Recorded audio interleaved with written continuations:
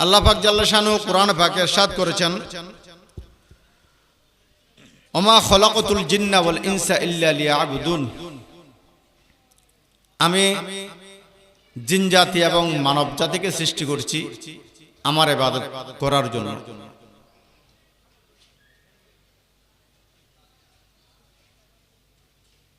ইবাদত কেউ আল্লাহ এবং আল্লাহর রাসূলকে রাজি করার জন্য করে, ইবাদত কেউ লোক দেখানোর জন্য করে। আছে না? ঠিক আছে না?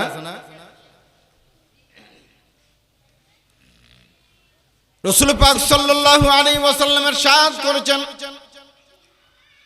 কিয়ামতের ময়দানে বান্দাকে যখন একত্রিত করা হবে, হিসাব নিকাশের সম্মুখীন যখন করা হবে, বান্দারা যখন হিসাব নিকাশের জন্য আল্লাহর দরবারে দণ্ডায়মান হবে, সর্বপ্রথম যাকে হিসাব নিকাশের আওতায় আনা হবে সে হলো নামাজি। উচ্চাবাদ বলুন সুবহানাল্লাহ। একজন নামাজিকে আল্লাহ প্রশ্ন করবেন, বান্দা তোমাকে তো হায়াত দেয়া হয়েছে 60 বছর, 70 বছর, 80 বছর, 100 বছর পর্যন্ত, এবং আমি নির্দেশ দিয়েছিলাম আকিমিস সালাহ ওয়া আতুজ যাকাত, নামাজ আদায় করো এবং যাকাত আদায় করো, যাকাত প্রদান করো। বান্দা তুমি কি নামাজ পড়েছিলে? আমার নির্দেশ তুমি কি পালন করেছিলে? আমি যে হুকুম করেছিলাম সে কথা কি তোমার মনে ছিল? বান্দা উত্তর দিবে, আল্লাহ দেখেন আমার কপালটা কালো করে ফেলেছি। উচ্চ আওয়াজে বলুন নাউযুবিল্লাহ। আমি আমার কপালটা কালো করে ফেলেছি নামাজ পড়তে পড়তে। আল্লাহ তাহাজ্জুদের নামাজ পড়েছি, ফজরের নামাজ পড়েছি, এশরাকের নামাজ পড়েছি, দুহার নামাজ পড়েছি, পাঁচজাগার নামাজ আদায় করেছি, মাগরিবের পরে সালাতুল আওয়াবিন পড়েছি, কখনো কখনো কখনো কখনো অন্য অন্য নফল নামাজও আদায় করেছি। আল্লাহ নামাজ পড়তে পড়তে আমি কপালকে কালো করে ফেলেছি। তারপরেও কি আপনি প্রশ্ন করবেন আমি নামাজ পড়েছি কিনা? আল্লাহ পাক জাল্লা শানু ফেরেশতাদেরকে নির্দেশ দিবেন, এই ফেরেশতারা এই বান্দাকে ধরো এবং ফি সিলসিলাতিন দারউহা ৭০ দিরান ফাসলুকু, এই বান্দাকে ধরে ৭০ গজ বিশিষ্ট শিকল দিয়ে বেঁধে ফেলাও এবং বেঁধে জাহান্নামের মধ্যে নিক্ষেপ করে দাও। উচ্চ আওয়াজে বলুন নাউযুবিল্লাহ। নামাজ পড়লে জাহান্নামে যেতে হয় নাকি? যেতে হয়। নামাজ পড়লে জাহান্নামে যেতে হয়। নামাজের জন্য আহ্বান। একটু হেঁটে হেঁটে বলুন যে একটু নামাজ পড়তে আসতে। হেঁটে হেঁটে বলুন নামাজ পড়তে আসতে। আপনার সেই নামাজ যদি আল্লাহ এবং আল্লাহর রাসূলকে রাজি করার জন্য হয়, তাহলে আপনার দাওয়াত ঠিক আছে। আর যদি সেই নামাজ লোক দেখানোর জন্য হয়, তাহলে ময়দানে মাহশরে সেই নামাজ আপনার মুখের মধ্যে ছুটি মারবেন। বলুন না নাউযুবিল্লাহ। আল্লাহ আমি কি অপরাধ করেছি? আমাকে ফেরেশতারা, জাহান্নামের ফেরেশতারা, ভয়ঙ্কর ফেরেশতারা বেঁধে কেন জাহান্নামের মধ্যে নিক্ষেপ করছে? আমি তো সারা জীবন নামাজ পড়েছি। আল্লাহ আওয়াজ দেবেন, এই বান্দা তুমি মিথ্যক, তুমি প্রতারক, তুমি ধোঁকাবাজ। আল্লাহ কিভাবে ধোঁকাবাজি করেছে? বান্দা তুমি নামাজ পড়েছো মানুষকে দেখানোর জন্য, লোক দেখানোর জন্য। উচ্চ আওয়াজে বলুন নাউযুবিল্লাহ। আরাআইতাল্লাযী ইউকাযযিবু বিদ্দীন ফাযালিকাল্লাযী ইয়াদউল ইয়াতীম ওয়ালা ইয়াহুদ্দু আলা তুআমিল মিসকিন ফাওয়াইলুল লিল মুসাল্লিন। ফাওয়াইলুল লিল মুসাল্লিন। আল্লাহ মুসল্লি নামাজীদেরকে জাহান্নামে নিক্ষেপ করবেন না, একেবারে নির্মদেশে। বলুন না নাউযুবিল্লাহ। জাহান্নামে যাদেরকে নিক্ষেপ করা হোক, তাদের অবস্থান কি হবে জানেন? তাদের জন্য এক একজন জাহান্নামীর জন্য একটি একটি সিন্দুক তৈরি করা হবে। এক একজন জাহান্নামীর জন্য একটি একটি সিন্দুক তৈরি করা হবে। যে সিন্দুকটি আগুনের সিন্দুক, যে সিন্দুকের মধ্যে ঢুকলে শুধু আগুন ছাড়া আর কিছুই নেই। একজন জাহান্নামীকে ওই সিন্দুকে প্রবেশ করায়া উপরের যে ডাকনা ছিল ওইটা বন্ধ করে দেয়া হবে। আস্তে বাবু উচ্চাবাদ বলুন নাউযুবিল্লাহ। একজন জাহান্নামীকে সিন্দুকের ভিতর প্রবেশ করাইয়া সেই সিন্দুকের দরজা বন্ধ করে দিবে।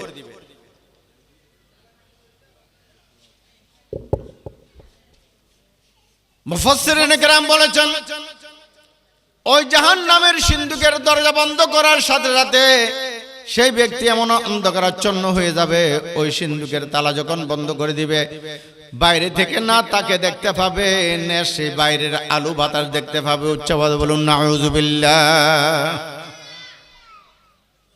একজন জাহান্নামীকে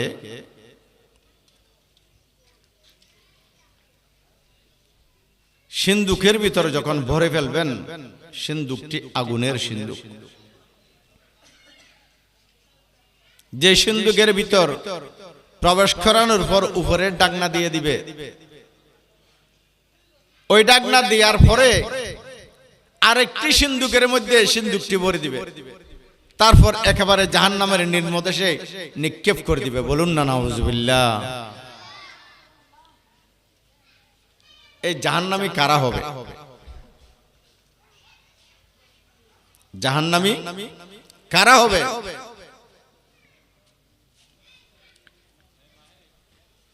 ফাওয়াইলুল লিল মুসাল্লিন। যেই মুসল্লিদের কথা বলা হয়েছে এগুলো হিন্দু বৌদ্ধ খ্রিস্টান নয়। এগুলো কি হিন্দু বৌদ্ধ খ্রিস্টান নয়। এরা কারা হুজুর? মুফাসসিরিনে কেরাম জবাব দিচ্ছেন এরা হলো সেই ব্যক্তিরা যারা মাথায় পাগড়ি পরতো, মুখে দাড়ি রাখতো, সুন্দর সুন্দর কথা বলতো। ওয়াকালামুহুম কাকালামুল আম্বিয়া। তাদের কথাগুলা যেমন ফেরেশতাদের কথা। উচ্চাবাদ বলুন নাউযুবিল্লাহ। তাদের কথাগুলা যেমন ফেরেশতাদের কথা। ওয়াকালামুহুম কাকালামিল আম্বিয়া ওয়া ফি'লুহুম কাফি'লিল ফারাইনা। তাদের কথাগুলা ফেরেশতাদের মতো, নবীদের মতো। তাদের কথাগুলা নবীদের মতো, কিন্তু তাদের কাজগুলা ফেরাউনের মতো। বলুন না নাউযুবিল্লাহ। বুঝতে পেরেছেন কথাগুলা? যারা জাহান্নামের সিন্দুকে প্রবেশ করবে সেই সিন্দুকটি আরেকটি সিন্দুকে ভরা হবে। তারপর জাহান্নামের নির্মদেশে তাকে নিক্ষেপ করা হবে। এই জাহান্নামী ব্যক্তিটি কে? সে জাহান্নামী ব্যক্তিটি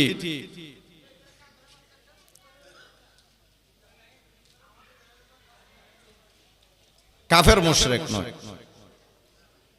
সে জাহান্নামী ব্যক্তিটি নামাজি মুসল্লিকে দিবে বলছে যে জাহান্নামে। মুফাসসিরিনে কেরাম বলেছেন এই জাহান্নামী ব্যক্তিটি হলো মুনাফিক, যে উপরের লেবাসে মুসলমান সেজে রয়েছে কিন্তু অন্তরের দিক দিয়ে সে মুনাফিকি করছে। বলুন না নাউযুবিল্লাহ। একটু আওয়াজ করে বলেন না নাউযুবিল্লাহ। ইবাদত আল্লাহকে রাজি করার জন্য, আল্লাহর রাসূলকে রাজি করার জন্য। ইবাদতের ধরন কবি নজরুল আছে না, জাতীয় কবি, কবি নজরুল, তিনি বলেছেন দুনিয়াদারির শেষে আমার নামাজ রোজার বদলতে চাই না বেহেশত খোদার কাছে নিত্য মুনাজাত করে খোদার প্রেমের শরাব পিয়ে বেহুশ হয়ে রই পড়ে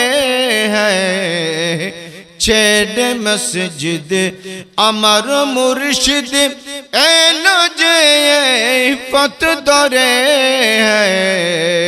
খোদার প্রেমের শরাব পিয়ে উচ্চ আওয়াজে বলুন সুবহানাল্লাহ। তিনি অনেক বলেছেন, তিনি এর কথাগুলো অদ্ভুত আশ্চর্য।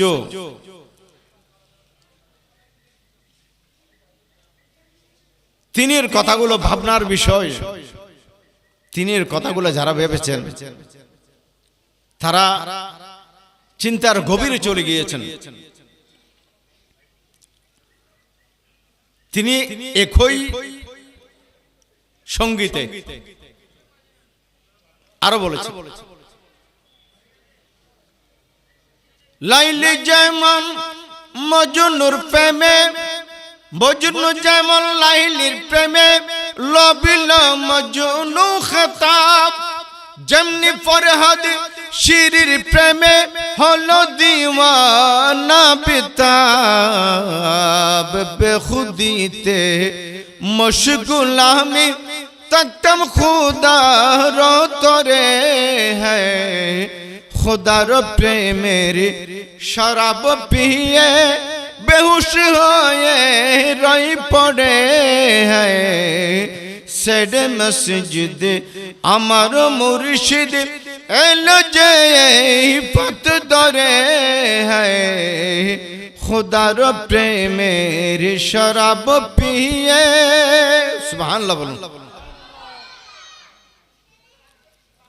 ইবাদতের জন্য যেটি বেশি প্রয়োজন, যেটি বেশি দরকার, সেটি হলো আন্তরিকতা। সেটি কি? আল্লাহর প্রতি ভালোবাসা, রসুলের প্রতি ভালোবাসা, কোরআনের প্রতি ভালোবাসা, হাদিসের প্রতি ভালোবাসা, দ্বীনের প্রতি ভালোবাসা, দান খয়রাতের প্রতি ভালোবাসা, ভালো কাজের প্রতি ভালোবাসা, খারাপ কাজ থেকে বিরত থাকার নাম ভালোবাসা। বলুন না সুবহানাল্লাহ। সেটিকে বলা হয় ইবাদত। ইমাম নববী রাদিয়াল্লাহু তাআলা বলেছেন, ইবাদত হলো, ইবাদত ওইটাকে বলা হয় যেটা আল্লাহর নির্দেশিত, আল্লাহর রাসূলের নির্দেশিত পথে মতে চলা এবং যত বুরা খারাপ কাজ আছে তা থেকে বিরত থাকার নাম হলো ইবাদত। বলুন না সুবহানাল্লাহ। আল্লাহ পাক জাল্লা শানু কোরআন পাকে ইরশাদ করেছেন, ওমা উমিরু ইল্লা লিয়াবুদুল্লাহা মুখলিসিনা লাহুদ্দিন। তাদেরকে এক ইলাহের ইবাদত করার আদেশ দান করা হয়েছে। উচ্চ আওয়াজে বলুন সুবহানাল্লাহ। কয়জন আল্লাহর ইবাদত করতে বলা হয়েছে? একজন। কয়জন? নির্দিষ্ট করে দেওয়া হয়েছে। যারা ইবাদত করবে, যারা আল্লাহ এবং আল্লাহর রাসূলকে রাজি করার চেষ্টা করবে, তারা মুখলিসিনের মধ্যে পড়বে। বলুন না সুবহানাল্লাহ। অন্য আয়াতে বলেছেন, ওয়ালা ইন সাআলতাহুম মান খালাকাহুম লা ইয়াকুলুনাল্লাহ। উচ্চ আওয়াজে বলুন সুবহানাল্লাহ। সূরাতুজ যুখরুফ 25তম পারা। আল্লাহ পাক জাল্লা শানু বলেছেন, হে হাবিব, যদি আপনি তাদেরকে জিজ্ঞেস করেন কে তাদেরকে সৃষ্টি করেছেন, তারা অবশ্যই বলবে আল্লাহ। বলুন না সুবহানাল্লাহ।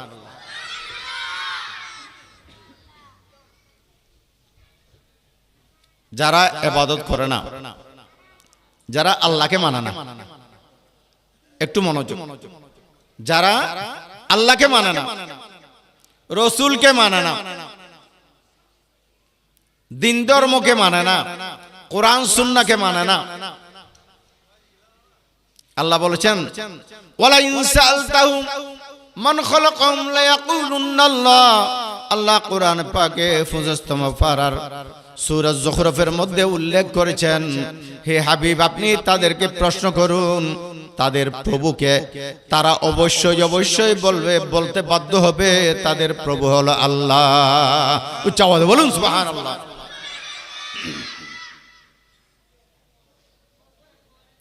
কিন্তু তাদেরকে জিজ্ঞেস করলে বলবে আমাদের প্রভু আল্লাহ, কিন্তু আল্লাহর নির্দেশ মানতে পারছে না।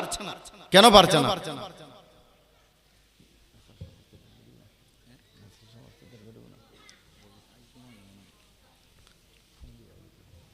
সালাতুন ইয়া রাসূলুল্লাহ আলাইকুম সালামুন ইয়া হাবিবাল্লাহ আলাইকুম জসর সিনা জামি আলম নশরহ লাকা বরহা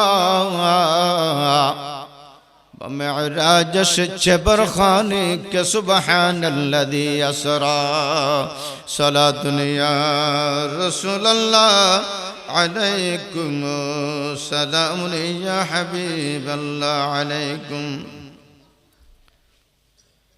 আল্লাহ পাক জাল্লা শানুহু কোরআন পাকে ইরশাদ করেছেন, কাফেরদেরকে, মুশরিকদেরকে, বেদিনদেরকে, ইহুদিদেরকে, নাসারাদেরকে যদি প্রশ্ন করা হয় তোমাদের প্রভুকে, তারা অবশ্যই অবশ্যই বলবে আল্লাহ। যদি তারা বলে থাকে আল্লাহ, তারা যদি বলে থাকেন আল্লাহ,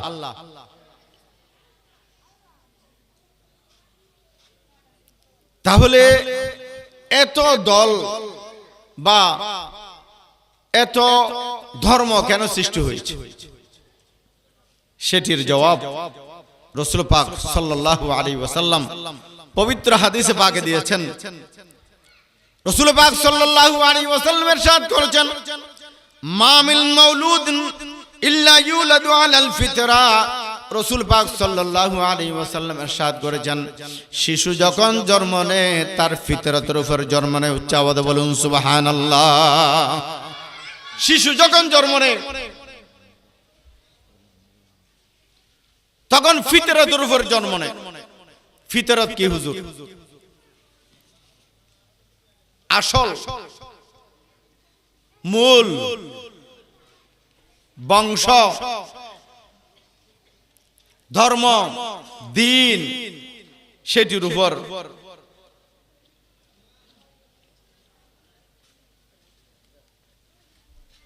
উপর জন্মগ্রহণ করে। বলুন না সুবহানাল্লাহ।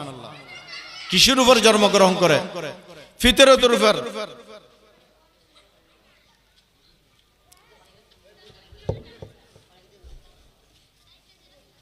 ফিতরত সেটি কি? মুফাসসিরিনে কেরাম বলেছেন সেটি হলো দিন, ধর্ম। উচ্চ আওয়াজে বলুন সুবহানাল্লাহ। রাসূল পাক সাল্লাল্লাহু আলাইহি ওয়াসাল্লাম ইরশাদ করেছেন, মা মিন মাউলুদিন ইল্লা ইউলাদু আলাল ফিতরা। বান্দা যখন জন্মগ্রহণ করে, পৃথিবীতে যখন জন্ম নেয় তখন ফিতরতের উপর, আসলের উপর জন্মগ্রহণ করে। ইয়া রাসূলুল্লাহ সাল্লাল্লাহু আলাইহি ওয়াসাল্লাম, তাহলে ইহুদি নাসরা কিভাবে হয়ে যায়? রাসূল পাক সাল্লাল্লাহু আলাইহি ওয়াসাল্লাম ইরশাদ করেছেন, ইহুদি নাসরা হয়ে যায় তাদের মা বাবার মাধ্যমে। উচ্চ আওয়াজে বলুন নাউযুবিল্লাহ।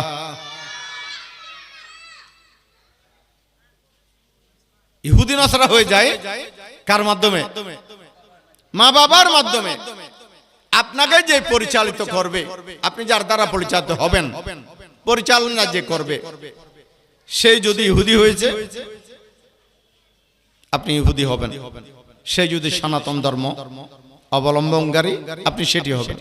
সেই যদি নাসরা হয় আপনি সেটা হবেন। সে যদি বলে যে রসুল আমার মতো, তাহলে আপনি সেটি হবেন। বলুন না নাউযুবিল্লাহ। বুঝাতে পারলাম? সে যদি বলে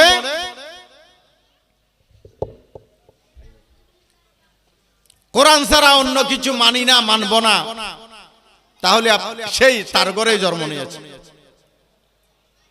মুসলমান মানি কোরআন সুন্নাহ উভয়টাকে মানতে হবে। কয়টাকে? কোরআন এবং হাদিস উভয়টাকে মানতে হবে।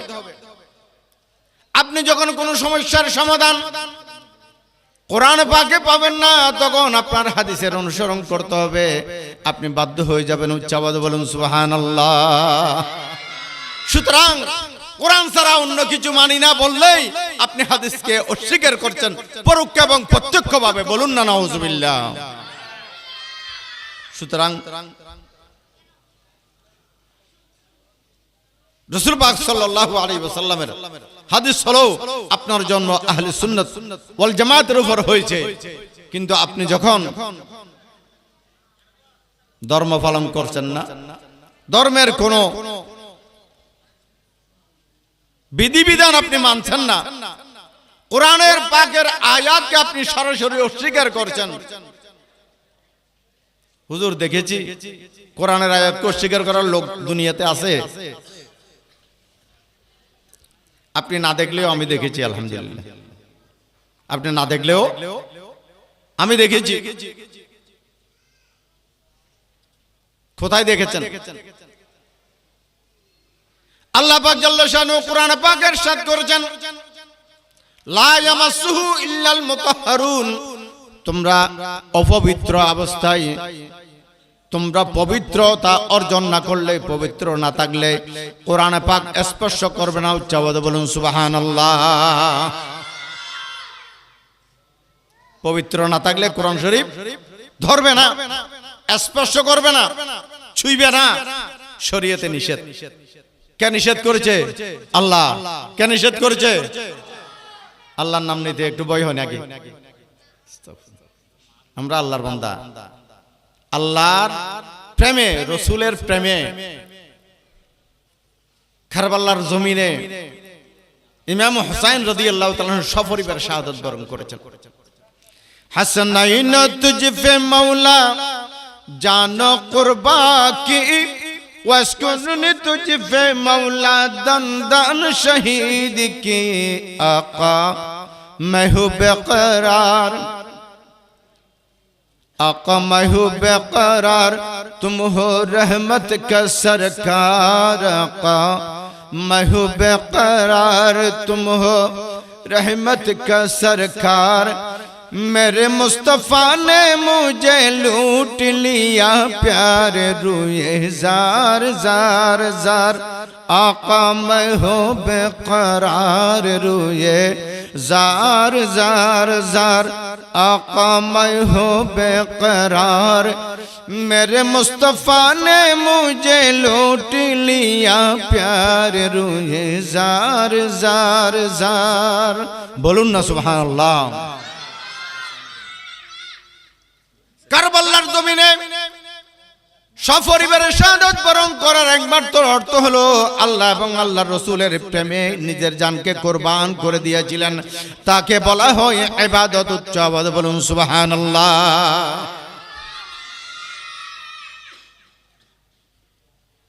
প্রেম ছাড়া ইবাদত আল্লাহর দরবারে কবুল হয় না, হবে না, কখনো না। কিছুক্ষণ আগে বলি নাই নামাজিকে দণ্ডায়মান করা হবে ময়দানে মাহশরে। আল্লাহ প্রশ্ন করবে, বান্দা নামাজ পড়েছিলে 60-70 বছর, 80 বছর, 100 বছর বয়সে, বলে যে কপাল কালো করে ফেলেছিলাম। আল্লাহ তাকে জাহান্নামে নিক্ষেপ করবে। বলুন না নাউজুবিল্লাহ।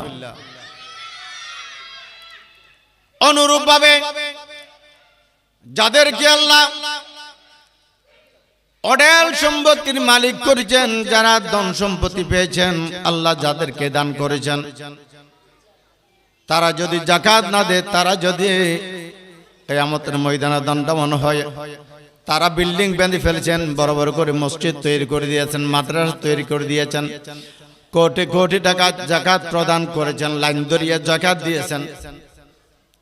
এই বান্দাকে দাঁড় করে প্রশ্ন করা হবে, এই বান্দা, তোমাকে আমি অঢেল সম্পত্তির মালিক করেছিলাম, তোমরা কি যাকাত প্রদান করেছিলে? আমার হুকুম কি মান্য করেছিলে? বান্দা বলবে, আল্লাহ অমুক অমুক মাদ্রাসা, অমুক অমুক মসজিদ, এগুলো আমি তৈরি করেছিলাম আমার টাকা দিয়ে। আল্লাহ পাক জাল্লা শানু বলবে এই জাহান্নামের ফেরেশতাগণ তাড়াতাড়ি তাকে বেঁধে ফেলাও এবং বেঁধে জাহান্নামের মধ্যে নিক্ষেপ করে দাও। উচ্চ আওয়াজ বলুন নাউযুবিল্লাহ। আল্লাহ কেন? আমি তো কোটি কোটি টাকা দান করেছিলাম। এই বান্দা সাবধান, আমি তোমাকে সম্পত্তি দিয়েছি। রাসূল সাল্লাল্লাহু আলাইহি ওয়াসাল্লাম ঘোষণা করেছিলেন, আমার হাবিব তোমাকে বলেছিল, উলামায়ে কেরাম ওয়াজের মাধ্যমে তোমাকে বলেছি, জুমার বয়ানের মধ্যে বলেছিল, বিভিন্ন মিলাদ মাহফিলে বলেছিল, তুমি নিশ্চয়ই শুনেছিলে, ডান হাতে দান করবে, বাম হাতে জানবে না। উচ্চবাদে বলুন সুবহানাল্লাহ। ডান হাতে দান করবে, বাম হাতে জানবে না, তাকে বলে দান। তাকে বলে কি? তাকে বলে দান। কিন্তু পরিতাপের বিষয় হলো সত্য, পরিতাপের বিষয় হলো সত্য। কি সত্য? যাকাত দেওয়ার জন্য লাইন ধরে ফেলে। কি করে? 2-4 জন ওখানে মারা যায়, 2-4 জন, ঠিক কিনা? আল্লাহ পাক জাল্লা শানু বান্দাকে জাহান্নামে নিক্ষেপ করার জন্য বলবেন, আল্লাহ আমার কি অপরাধ? তোমার অপরাধ হলো একটি, তুমি যখন দান করতে, মাদ্রাসা তৈরি করতে, মসজিদ তৈরি করে ফেলতে, তুমি যখন যাকাতের জন্য লাইন ধরাই দিতে, তখন তোমার অন্তরে থাকতো তুমি দানশীল ব্যক্তি হিসেবে সকলে তোমাকে শ্রদ্ধা করবে, সেই মানসিকতাই তুমি দান করতে। উচ্চ আওয়াজ বলুন নাউযুবিল্লাহ। আল্লাহর ইবাদত যারা করবে, আল্লাহকে যারা রাজি করতে চাইবে, তারা লোক দেখানো কোনো ইবাদত করবে না, লোক দেখানো কোনো ইবাদত করবে না। তারা চাইবে নিজেকে গোপন করার জন্য। সেজন্য আউলিয়া কেরামগণ, আল্লাহর ওলিগণ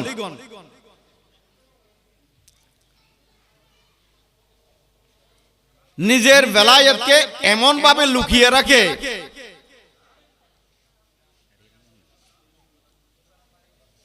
মহিলাগণ যেভাবে পিরিয়ডকে লুকিয়ে রাখে সেইভাবে লুকিয়ে রাখে। বলুন না সুবহানাল্লাহ। প্রকাশ করেন না। এরা গোপনে ইবাদত করতে করতে আল্লাহকে রাজি করে ফেলছেন। সুতরাং তারা আল্লাহর ওলি হয়ে গিয়েছেন, আল্লাহর নিকটবর্তী হয়ে গিয়েছেন। তাদের কান আল্লাহর কান হয়ে গিয়েছে, তাদের চোখ আল্লাহর চোখ হয়ে গিয়েছে।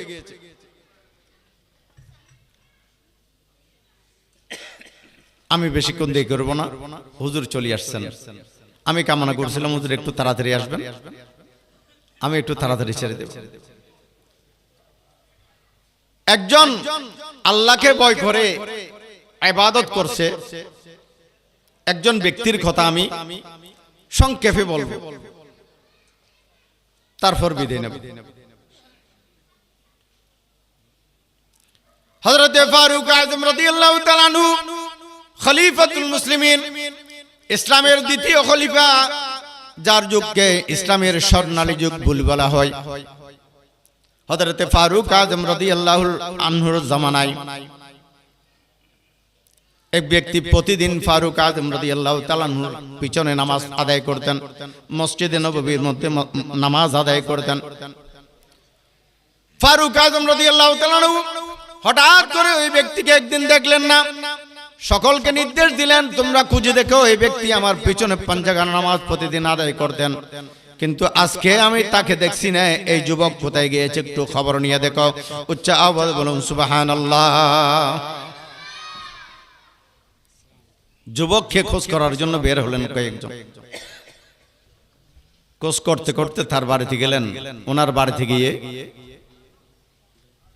ওনার বাবাকে জিজ্ঞেস করলেন, আপনার ছেলে আজকে মসজিদ নববী শরীফে যায় নাই, খলিফাতুল মুসলিমিন আপনার ছেলের সন্ধানে আমাদেরকে পাঠিয়েছেন, বলবেন কি?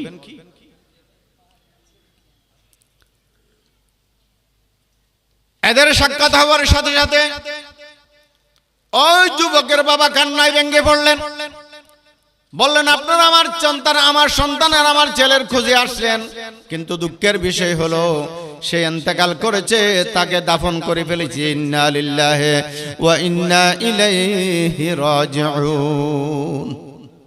আশ্চর্যের বিষয়, কখন ইন্তেকাল করলো?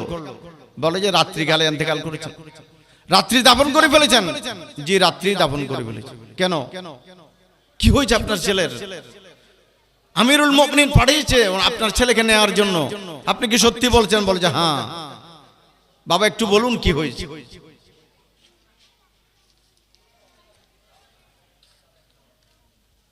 বলে যে আমার ছেলে, আমি অর্ধরজনীতে যখন অর্ধরাত্রিতে যখন ঘরের দরজা খুললাম, দেখলাম আমার ছেলে দরজার মধ্যে বেহুশ অবস্থায়।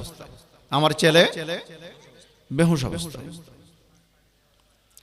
আমি ছেলেকে ঘরে আনলাম, আনার পরে হুঁশ ফিরিয়ে আনার চেষ্টা করলাম। অনেকক্ষণ পরে আমার ছেলের হুঁশ ফিরল। আমি তাকে জিজ্ঞাসা করলাম, বাবা তোমার কি হয়েছে? তুমি দরজার মধ্যে কেন বেহুশ অবস্থায় পড়ে রইলে? আমাকে একটু বর্ণনা দাও, আমি একটু জানতে চাই। ছেলে বলল, বাবা দীর্ঘদিন ধরে আমার পিছনে একটি মেয়ে লুকিয়ে রয়েছে, আমার সাথে সে দুর্ব্যবহার করার চেষ্টা করছে, সে আমাকে ব্যভিচারে লিপ্ত করার চেষ্টা করছে। উচ্চ আওয়াজ বলুন নাউযুবিল্লাহ। করে না? করে? মন্দ কাজ থেকে বিরত থাকার নাম ইবাদত। বলুন না সুবহানাল্লাহ। মন্দ কাজ থেকে বিরত থাকার নাম ইবাদত। কারণ ব্যভিচারের ভয়াবহতা সম্পর্কে কোরআনে পাক বলেছেন, আয-যানিয়াতু ওয়াজ-যানি ফাজলিদু কুল্লা ওয়াহিদিন মিনহুমা মিয়াতা জালদা। ব্যভিচারী নারী এবং পুরুষ উভয়জনকে 100 দোররা করে মারার নির্দেশ দিয়েছেন আল্লাহ পাক। এই নির্দেশকে অমান্য করে কোন কোন নামদারি মুসলমান একথাও বলেছে যে যে ক্ষেত্রে নরনারীর অবাধ মেলামেশা, সেক্ষেত্রে জানার কারণে আল্লাহর আদেশকৃত রজম শাস্তি প্রয়োগ করা নিঃসন্দেহে জুলুম। বলুন না নাউযুবিল্লাহ। আওয়াজ করে বলুন না নাউযুবিল্লাহ। জুলুম কে করে? জালেম কে করে? তারা আল্লাহকে জালেম বলতে চায়। বলুন না নাউযুবিল্লাহ। তাদের নামাজ, তাদের রোজা, তাদের হজ, তাদের যাকাত, তাদের দান খয়রাত, তাদের সিজদা, তাদের রুকু কিসের কাজে আসবে? তাদেরকে জাহান্নামে নিয়ে যাবে। কোন কোন ইবাদত মানুষকে জাহান্নামে নেবে, কোন কোন ইবাদত মানুষকে জান্নাতে প্রবেশ করাবে। বলুন না সুবহানাল্লাহ। ছেলে চক্ষু খুলে জ্ঞান যখন ফিরে আসলো, বাবাকে বলল, ওই নারী দীর্ঘদিন ধরে আমার পিছনে লেগে রয়েছে, আজকে ঘরের মধ্যে যখন একা ফেলো, আমাকে সে ব্যবহার করার চেষ্টা করেছে, আমি হঠাৎ করে বেহুশ হয়ে পড়ে গিয়েছি। উচ্চ আওয়াজ বলুন সুবহানাল্লাহ। বাবা তুমি কি বেহুশ হয়ে গিয়েছো? বলে যে আমার কানের মধ্যে একটি আয়াত কারিমে বেশি এসেছিল, সেজন্য আমি বেহুশ হয়ে গিয়েছিলাম। বাবা কোন আয়াত কারিমা? আব্বা আমার সামনে যখন ওই নারীটি উপস্থিত হয়েছে, তখন কে জানি আমার কানে কানে বলল, আমতাজুল ইয়াউমা আইয়ুহাল মুজরিমুন। বলুন না সুবহানাল্লাহ। সেই দিন কিয়ামতের দিন মুজরিম যারা, অপরাধী যারা, আলা হযরত বলেছেন, মুজরিম কন্না শর্মা अहबाब कफन ढक दो, अहबाब कफन ढक दो, मुँह देख के क्या होगा, पर्दे में बलाई है, मुँह देख के क्या होगा, पर्दे में बलाई है। बोलून ना सुभान अल्लाह। बाबा একটি আয়াত আমার কানে বেশি আসছে, আমতাজুল ইয়াউমা আইয়ুহাল মুজরিমুন। সেদিন অপরাধীদেরকে আলোক করে দিবেন, তাদেরকে জাহান্নামে নিক্ষেপ করে দিবেন, যারা অপরাধী নয় তাদেরকে জান্নাতে প্রবেশ করিয়ে দিবেন। উচ্চ আওয়াজ বলুন সুবহানাল্লাহ। আমতাজুল ইয়াউমা আইয়ুহাল মুজরিমুন। আল্লাহ বলেছেন, আলম আহাদ ইলাইকুম ইয়া বনি আদমা আল্লাহ তা'বুদুশ শাইতান ইন্নাহু লাকুম আদুউম মুবিন। এই বনি আদম, নিষেধ করেছিলাম তোমাদেরকে আমি শয়তানের অনুসরণ না করতে। কার অনুসরণ? শয়তানের অনুসরণ না করতে। কেন? শয়তান তোমাদের প্রকাশ্য শত্রু, শয়তান তোমাদের প্রকাশ্য শত্রু। শয়তান তোমাদেরকে জানার দিকে নিয়ে যাবে, সুদের দিকে, ঘুষের দিকে, ব্যভিচারের দিকে, বেনামাজি বানানোর চেষ্টা করবে। কেননা শয়তান ডানে বামে পিছনে সামনে সব সময় লেগে থাকে। বলুন না নাউজুবিল্লাহ। সব সময় কি লেগে থাকে? ফালাম্মা কাফারা ক্বালা ইন্নী বারিউম মিনকা। মানুষ যখন শয়তানের ফাঁদে পড়ে, গুনাহ করে ফেলে, নামাজ ছেড়ে দে, রোজা ছেড়ে দে, হজ যাকাত ছেড়ে দে, আল্লাহ এবং আল্লাহর রাসূলের শানে গোস্তাখি করে, বিয়াদবি করে, তখন শয়তান বলে আমি তোমার সাথে আর নাই। ক্বালা ইন্নী বারিউম, আমি তোমার সাথে। আপনাকে তো বানাই ফেলছে শয়তান, আর থাকবে কেন? বাবা বলল আমার ছেলের কানে ওই আয়াত যখন প্রবেশ করেছে, তখন আমার ছেলে আমাকে বলল সে বেহুশ হয়ে পড়ে গিয়েছে। আমার ছেলেকে ওই ঘরের নারী কাকে দিয়ে এই দরজা পর্যন্ত পৌঁছিয়ে দিয়েছে। উচ্চ আওয়াজে বলুন সুবহানাল্লাহ। আমার ছেলে হুঁশ ফিরার পরে আমার ছেলে আমাকে বলল, বাবা আমি যদি ইন্তেকাল হয়ে যাই, আমাকে রাত্রিকালীন দাফন করে ফেলবেন, কাউকে খবর দিবেন না। আমি আমার ছেলের ওসিয়ত অনুযায়ী আমি আমার ছেলেকে রাত্রি দাফন করে ফেলেছি। সাহাবায়ে কেরাম আমিরুল মুমিনিন খলিফাতুল মুসলিমিন ফারুক আযম রাদিয়াল্লাহু তাআলা আনহুকে খবর বললেন আপনার যুবক ইন্তেকাল করে ফেলেছেন, তার বাবা রাত্রিকালীন সময়ে তার ওসিয়ত অনুযায়ী তাকে দাফন করে ফেলেছেন জান্নাতুল বাকিতে। ফারুক আযম কান্না আরম্ভ করে দিলেন। সাহাবায়ে কেরামদেরকে নিয়ে সাথে সাথে জান্নাতুল বাকিতে উপস্থিত হয়ে গেলেন এবং বললেন চলো আমার সাথে একটু জিয়ারত করি। আমাদের দেশে এমন মোল্লাও আছে জিয়ারতে যায় না, সে তো মরে গেছে। জিয়ারতে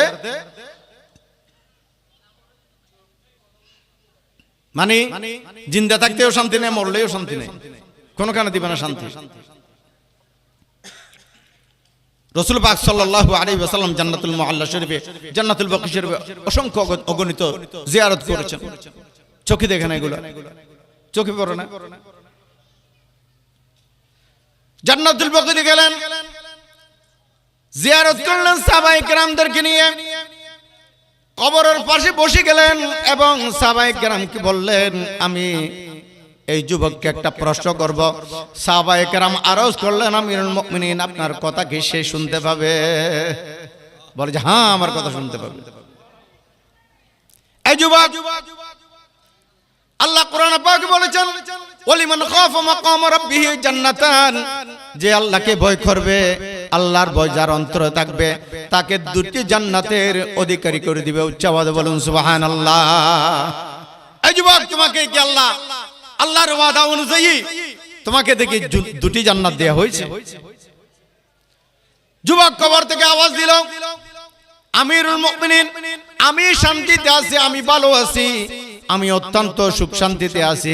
আল্লাহর ওয়াদা অনুযায়ী আমাকে দুটি জান্নাত দান করেছেন। উচ্চ আওয়াজে বলুন সুবহানাল্লাহ। আল্লাহ দুটি জান্নাত কিসের বয়ে? ইবাদত, আল্লাহকে দেখানোর জন্য, করার জন্য। ইবাদত আল্লাহকে দেখানোর জন্য করেছেন, সেই জন্য। আমা খলাকতুল জিন্না ওয়াল ইনসা ইল্লা লিয়াবুদুন। ইনসানের কথা বলা হয়েছে, জিনের কথা বলি নাই। হুজুর বসে রয়েছেন, আমার খুব লজ্জা লাগছে, আমি এক্ষুনি শেষ করে দেব। জিন জাতি আশিক রাসূল আছে, জিন জাতি আশিক রাসূল। একটি কথা বলে শেষ করব। জিনেরা কোরআন তেলাওয়াত করে, কোরআন তেলাওয়াত শুনে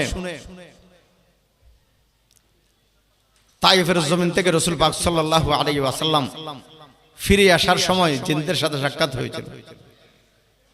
কোন কোন জায়গায় লেগেছে 70 জন জিন একসাথে রাসূল পাক সাল্লাল্লাহু আলাইহি ওয়াসাল্লামের তেলাওয়াত শুনেছেন, আর কোন জায়গায় লিখেছে 90 জন তেলাওয়াত শুনেছেন। বলুন না সুবহানাল্লাহ। সেগুলো ইবাদত। আব্দুল্লাহ ইবাদত তেলাওয়াতুল কোরআন। নফল ইবাদতের মধ্যে উত্তম ইবাদত হলো কোরআন তেলাওয়াত। রাসূল পাক সাল্লাল্লাহু আলাইহি ওয়াসাল্লাম উহুদের পাহাড়ের মধ্যে দাঁড়ালেন, সাহাবায়ে কেরাম সাথে আছেন। দেখতে পেলেন একজন বৃদ্ধ, আস-সাফহাতুয যাহাবিয়্যা কিতাবের নাম, কি নাম? আস-সাফহাতুয যাহাবিয়্যা। এই কিতাবের মধ্যে লিখেছেন রাসূল পাক সাল্লাল্লাহু আলাইহি ওয়াসাল্লাম উহুদের পাহাড়ের মধ্যে দাঁড়িয়ে গেলেন। কয়েকজন সাহাবায়ে কেরাম হুজুর পাক সাল্লাল্লাহু আলাইহি ওয়াসাল্লামের সাথে ছিলেন।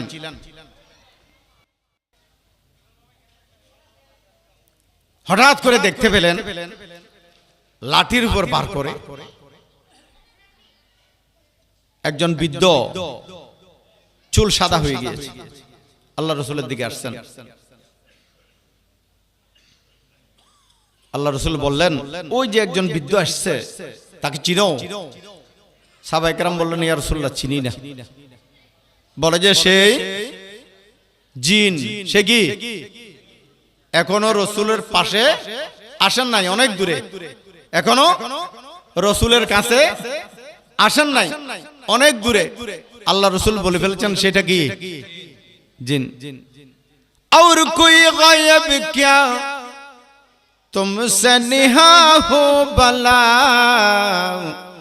जब न खुदा ये छुपा तुम पे करोड़ों दुरूद, काबे के बदरों तुझा तुम पे करोड़ों दुरूद। सुबहानाल्लाह বলেন না। এগুলো একটু একটু দেখবেন, আপনার বিবেক খুলে যাবে। কোরআন হাদিস দেখুন, বিবেক খোলার চেষ্টা করুন। আস্তে আস্তে বৃদ্ধ লাঠির উপর ভর করে আস্তে আস্তে রাসূল পাক সাল্লাল্লাহু আলাইহি ওয়াসাল্লামের নিকট আসলেন, সালাম দিলেন। আল্লাহ রাসূল সালাম গ্রহণ করলেন, প্রশ্ন করলেন, তুমি কে? বৃদ্ধটি বলল, ইয়া রাসূলুল্লাহ সাল্লাল্লাহু আলাইহি ওয়াসাল্লাম, আমি মানব নই, আমি জিন। উচ্চ আওয়াজে বলুন সুবহানাল্লাহ। আমি মানুষ নই, আমি কি? জিন। জিন তো আসার আগে রাসূল বলে ফেলেছিলেন, ঠিক না?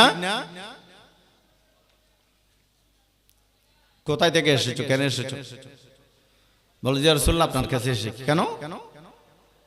বলে আমি আল্লাহর কাছে ফরিয়াদ করছিলাম যে আখির জামানায় যাতে আপনার সাক্ষাৎ পাই। বলুন না সুবহানাল্লাহ। আখির জামানায় আপনার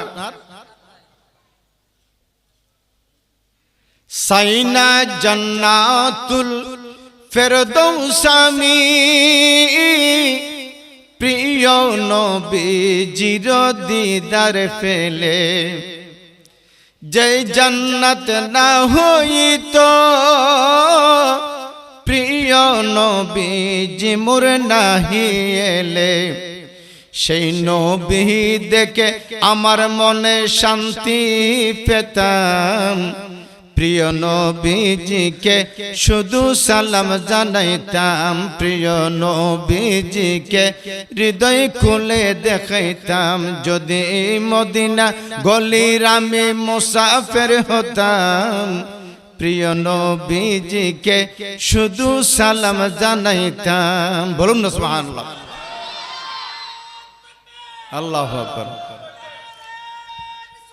ইয়া রাসূলুল্লাহ সাল্লাল্লাহু আলাইহি ওয়াসাল্লাম, ইয়া গাউসুল মুস্তাফির, জিন্দাবাদ,